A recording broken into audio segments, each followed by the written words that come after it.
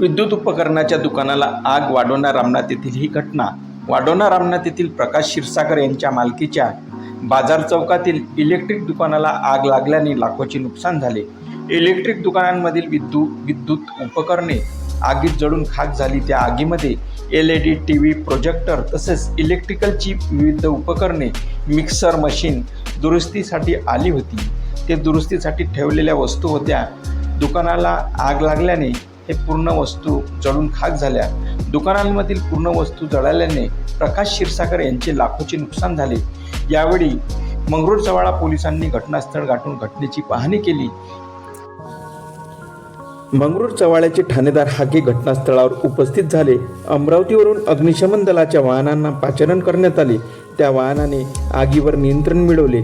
शिवाय गावकऱ्यांनी विविध ठिकाणांवरून पाईप टाकून आग विझवण्याचा प्रयत्न केला, परंतु सर्व प्लास्टिक